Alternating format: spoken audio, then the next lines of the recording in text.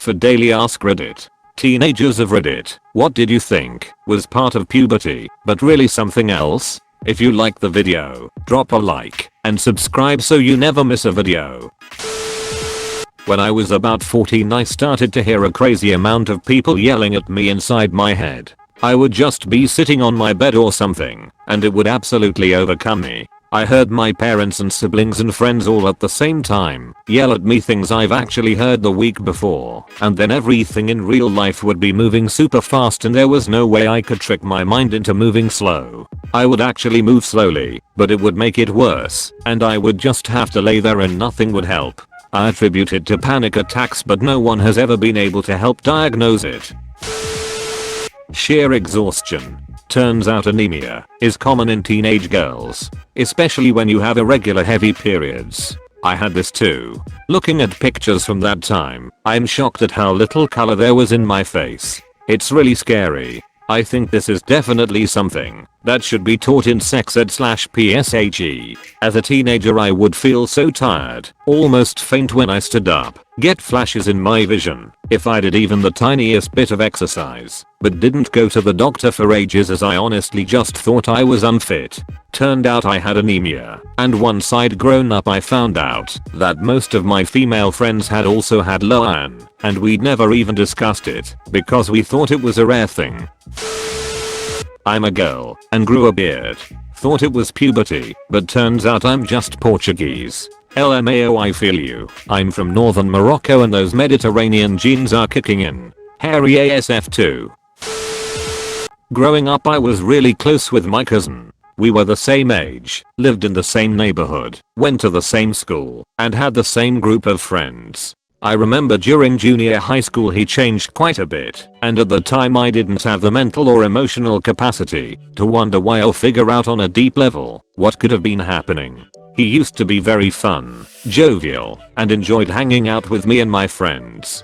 Suddenly around the time we turned 11 or so, he became much quieter, preferred to keep to himself, and started becoming a lot more introverted. I figured that at that time we were all going through puberty, and as we learned in class, as our bodies change, so could other parts of our personalities. I figured, hey, I never liked girls before, but suddenly I want nothing more than to hang out with girls, and so he probably had a similar change, only with regards to his social preferences. I only recently found out, 20 years later, that his father got heavy into alcohol right around that time, and he abused him. Definitely physically and verbally, possibly sexually. He didn't quite go there, and I didn't push. His father ultimately left his family, and the story we were told at the time was that he was traveling for business, but that everything was fine.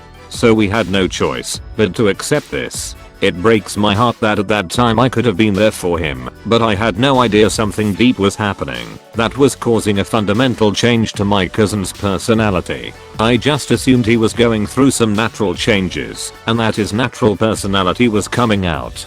But it turns out the worst thing that could happen to a child, having your parent abuse you, was happening, and that was the reason for his sudden change.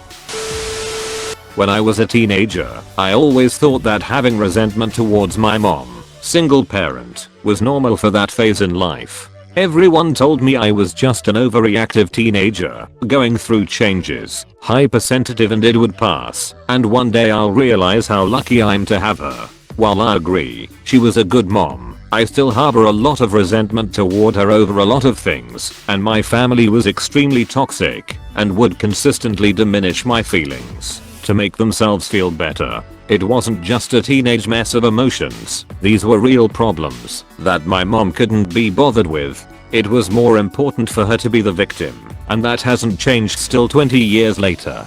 Most people are on the outside looking in and don't hear both sides of the story. Sometimes the smallest thing can lead to a life of depression, anxiety, and self-deprecating. In other words, you're not just finding yourself as a teenager. Life comes with constant growth and realizations. Don't ignore your instinct, because everyone is telling you otherwise. I get extremely bad pains in my legs, which was suspected to be growth pains. Multiple doctor visits later, without my mother as she never believed me, and I was told I have very weak tissues in my legs that often tear or get inflamed, and had to start physio to try build them up more. My mother still thinks I'm lying, even though I have been diagnosed by professionals. It hurts. Same here. It always hurts so bad to work out. My parents still made me jog with them as a teenager and just told me I was being a baby. Turns out I have a connective tissue disorder, Ehlers-Danlos, and my joints pop in and out of place all the time. It hurts to jog because I'm using all my muscle strength to hold my damn bones together. Take care of yourself and treat your body kindly. I destroyed a lot of things through being stubborn and succumbing to pressure from others. Insanely heavy painful period. Massive weight gain. Being uncontrollably mean to my mom and then crying because I didn't know why I was being mean to my mom.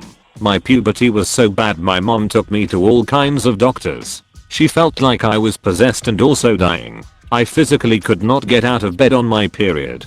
Turns out I have PMDD, bipolar disorder and an underactive thyroid. I went on birth control at 11 to control the bleeding and mood swings. Mood stabilizers around 13, and then thyroid meds at 15 and life was much better. Glad you were able to get the help you needed at such a young age. I'm sure those times were really rough, but thank goodness things were looked after by medical professionals and your life improved.